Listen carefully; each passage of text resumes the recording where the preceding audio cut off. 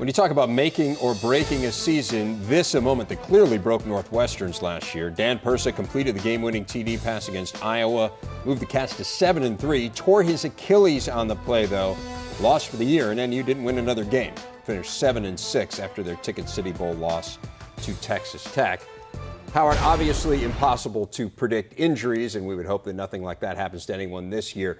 But as you watch these teams practice, you kind of come down to what's the one thing they have to do that'll make or break their season. I'm interested to get thoughts on the entire division from you guys, and let's start with Northwestern. I think you have to start at the quarterback position. When you think about what Persa meant to that team, they have to develop quarterback depth, and that means Kane Coulter is going to be up and has to be ready. He's done an outstanding job in the spring. When we saw him in the summer, he was good as well. So I think they're going to be able to win games with Kane Coulter if they have to.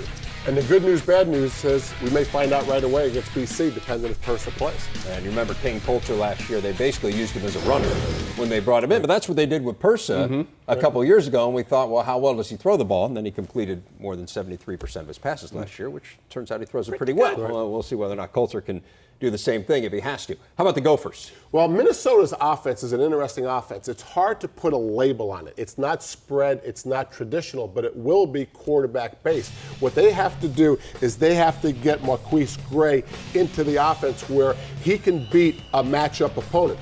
They're going to ask Marquise to do a lot in the run game, both physically and mentally. They're going to ask him to do a lot of check with me's, make sure they're in the right run play against the right defense. Remember Kellen Lewis a couple years back, Howard, with Indiana? That offense at Indiana was built around Kellen Lewis. I see this one being totally built around Marquise. Yeah, I think one of the things that they're really going to have to focus on as well is the defensive side of the football, being able to get off the football field. Gave up way too many big plays last year. Yeah, that broke them in a big way, but it'll be interesting to watch Gray as well, who, as you said, just a dynamic athlete. Whether or not he can put it all together at the quarterback position is the question. How about Iowa? I think you have to look at the defensive line. We talked a little bit earlier about Broderick Ben, but it's going to be important that they continue to develop the depth there at the line of scrimmage, both offense and defense. But you have to remember Mike Daniels will be back, and he's a guy that can make some tremendous plays, spends a lot of time in the opponent's backfield, and that's going to be a good way for them to get going. When was the last time we said that the Iowa offense may protect the Iowa defense? But I think on this team right now, this Iowa offense is ahead of the Iowa defense. A little bit of a switch from the last few years. That's really interesting. I mean, you look at the star power, though, and we talked about everyone they lost off that defense. Hard to replace that many guys. Team that was 7th in the nation in scoring defense last year. Michigan, what's the key for them? Well, much talked about and very obvious. Getting Denard Robinson in the right offense. He's under center. You can see him here. Michigan wants to be a West Coast offensive attack.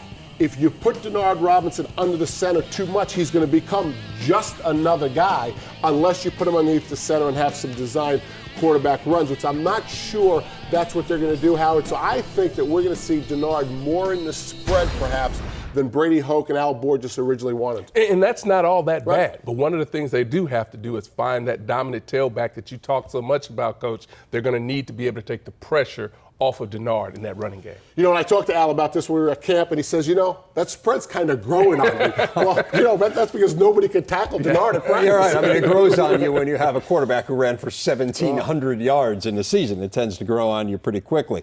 Michigan State, Howard, what makes or breaks the Spartans? Well, I think they have to be able to run the ball consistently throughout the year. This was a running game that started out fast, put up huge numbers, but there was a lull in there against Northwestern and Iowa where they really struggled. They have to find a way to be consistent, because if they can't run the ball and they become a one-dimensional team, that's going to put them in a bad situation in their pass game. And let's not forget the bowl game against Alabama. Mark D'Antonio told us the next step, better at the line of scrimmage. So I think we watched the Michigan State line of scrimmage this year on both sides. We'll know a lot. Yeah, negative 48 rushing yards in that bowl game. That speaks volumes. But first 6 games last year, 225 rushing yards per game. Last 7, less than 90. So it really dropped off, as you said, Howard, as the year went on.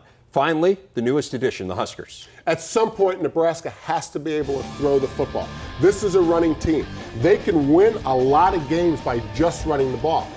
I don't think they can win the championship by just running the ball. At some point, when an opponent stops Nebraska's run game, the play-action game by Taylor Martinez, or whoever's the quarterback, has to come into play. win a lot of games, but not a championship unless they can complement their run with the play action. Well, one thing we know about football, if you can run the ball and you can play good run defense, you got a chance, and they've got a good run defense. They can do both those things awfully well. But again, 113th in the nation in passing offense last year. That might be what separates them from being a national championship type team if they can't solve that issue.